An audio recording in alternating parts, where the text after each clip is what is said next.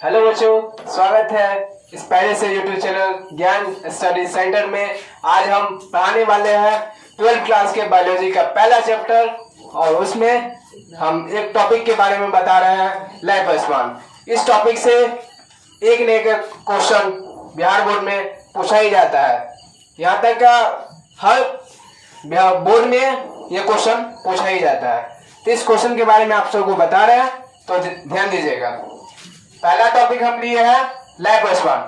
हम जो भी टॉपिक पढ़ाएंगे वो एनसीईआरटी से रिलेटेड रहेगा। अगर आप पढ़ रहे होंगे तो एनसीईआरटी का बुक खोल के रखिएगा और जो हम बता रहे हैं लर्निंग बाय देखिएगा, तो आपको एनसीईआरटी में भी देखने को मिलेगा। चलिए स्टार्ट करते हैं। हम टॉपिक लिए हैं लाइफ स्पान। अब लाइफ स्पान के बारे में सब पहले तो आप ये जान लीजिए कि इसको कहते क्या, लाइफ स्पान होता क्या है।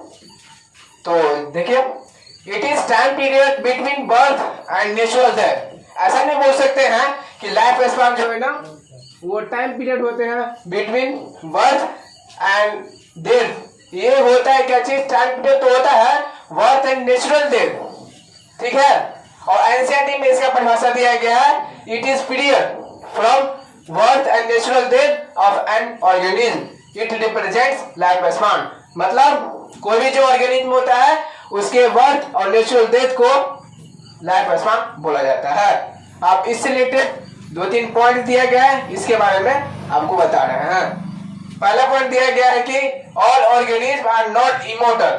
मतलब कहने का जितने तरह के ऑर्गेनिज्म आपको देखने को मिलता है वो सभी ऑर्गेनिज्म जो होते हैं ना इमोर्टल नहीं होते। इमोर्टल मतलब अमर नहीं होते हैं। हाँ, आप यहाँ पे लिया गया है एक word, except single cell organism. Single cell organism जो होते हैं ना वो इमोर्टल होते हैं, ठीक है। उसके बाद दूसरा पॉइंट दिया गया है, life span does not depends upon size of organism. अब जो लाइफ स्पान है ना किसी भी ऑर्गेनिज्म के साइज पे डिपेंड नहीं करता है। For example, size of crow and parrots are not very different but its life span is very different. अब यहाँ दिया गया है कि जो साइज है ना क्रो और पैरोट दोनों का लगभग सेम ही होता है, लेकिन लाइफ स्पान जो है ना वो डिफरेंट होता है। लाइफ स्पान क्रो का जो होता है ना वो 15 ईयर्स होता है, 15 ईयर्स 15 साल, ठीक है। जबकि लाइफ स्पान जो पैरोट का होता है ना वो 140 होता है, 140 साल। तो आगे हम बता रहे हैं, अब रिप्रोडक्शन के बारे में बताएंगे। रिप्रोडक्शन क्या होता है, रिप्रोडक्शन के टाइप क्या होता है, उसके बारे में बातें करते हैं। तो मिलते हैं। तो अब अगला टॉपिक के बारे में बातें करने से पहले हम रिप्रोडक्शन के बारे में बातें करने से पहले हम आपको बता दें कि अभी जो हम लाइफ स्पान के बारे में बताए हैं ना उससे रिलेटेड एनसीईआरटी में दिया गया है अलग अलग ऑर्गेनिज्म का लाइफ स्पान। वो आप याद कर सकते हैं अगर आप नीट की तैयारी कर रहे हैं तो। अब अगला पॉइंट बता रहे हैं हम आपको, रिप्रोडक्शन। रिप्रोडक्शन क्या होता है, रिप्रोडक्शन क्या है, देखो, it is a biological process in which an organism gives rise to young one। अब यहाँ पे कोई लिया गया है एक word, rise to young one के जगह पे आप एक वर्ड दे सकते हो, offspring। offspring का हिंदी होता है बच्चा।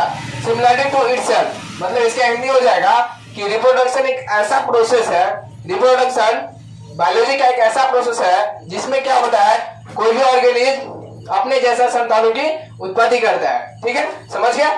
और इससे रिलेटेड आपको एक पॉइंट याद रखने की जरूरत है कि जो रिप्रोडक्शन है ना उसमें दिया गया है कि बर्थ है, ठीक है, और बर्थ, ग्रोथ, रिप्रोडक्शन, डेथ, ये साइकिल चलता रहता है, ये कंटिन्यू चलता रहता है ये साइकिल। क्योंकि कोई भी इंसान बर्थ हुआ है, ठीक है, और उसके बाद ग्रोथ होते हैं उनकी बॉडी का, उस पर वो रिप्रोडक्शन करने के योग्य बनते हैं और लास्ट में जाकर उनका डेथ हो जाता है, ठीक है। और उसके बाद रिप्रोडक्शन जो है ना वो 2 प्रकार के होते हैं। उसमें से हम आपको बता रहे हैं एसेक्सुअल रिप्रोडक्शन के बारे में, ठीक है। तो सबसे पहले हम लोग जानेंगे कि एसेक्सुअल रिप्रोडक्शन होता क्या है। तो देखिए, when offspring produced by single parents with or without involvement of gamete formation। मतलब बता रहे हैं आपको कि जब ऑफस्प्रिंग प्रोड्यूस होगा सिंगल पेरेंट के द्वारा, क्योंकि यहाँ पे एक वर्ड लिया गया, देखो, एसेक्सुअल। एसेक्सुअल का मतलब क्या होता है, एक सेक्स ऑर्गन वाला, ठीक है। तो और दूसरा पॉइंट आपको याद रखने की जरूरत है कि इसमें गैमेट फॉर्मेशन नहीं होता है, ठीक, क्योंकि यह एक एसेक्सुअल रिप्रोडक्शन है, ठीक।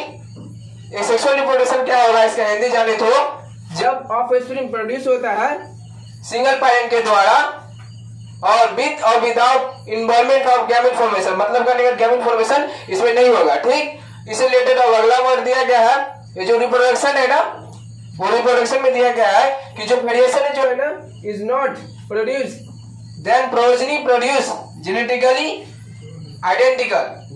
आइडेंटिकल एंड मॉर्फोलॉजिकली सिमिलर, उसको बोला जाता है क्लोन।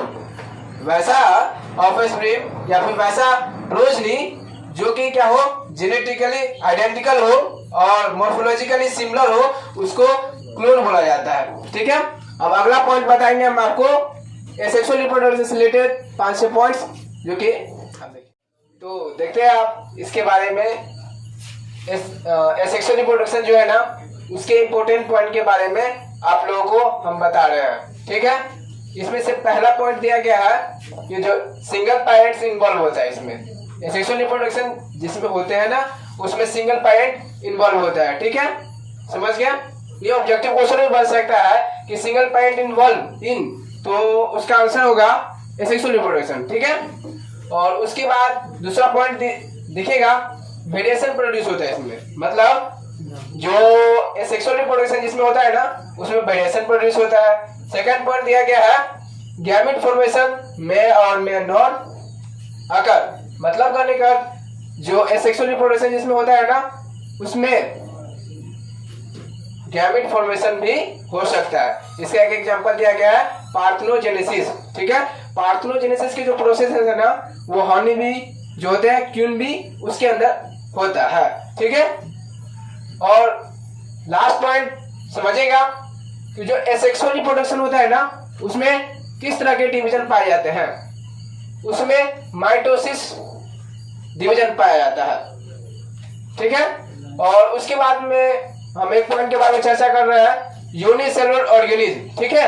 यूनिसेलुलर ऑर्गेनिज्म तो पता है आपको, अमीबा, पैरामीशियम, ये सब होता है। तो अमीबा पैरामीशियम के बारे में बता रहे हैं हम आपको। इस दोनों में बाइनरी फिजन होते हैं, बाइनरी फिजन पाया जाता है। जैसे देखो यहाँ अमीबा यहाँ पे ले लेते हैं, मान लो सपोज करो कि अमीबा है और उसका इसमें फिजन होता है ना, तो दो बराबर भागों में बढ़ जाते हैं, ठीक है। और ये भी ध्यान रखने की जरूरत होती है, जो सिंगल एसेक्सुअल रिप्रोडक्शन जो होता है ना, उसमें पेरेंट्स जो होते हैं ना, उससे ऑफस्प्रिंग प्रोड्यूस होते हैं, वो एग्जैक्ट कॉपी होते हैं, मदर फादर से मिलता जुलता रहता है, ठीक है।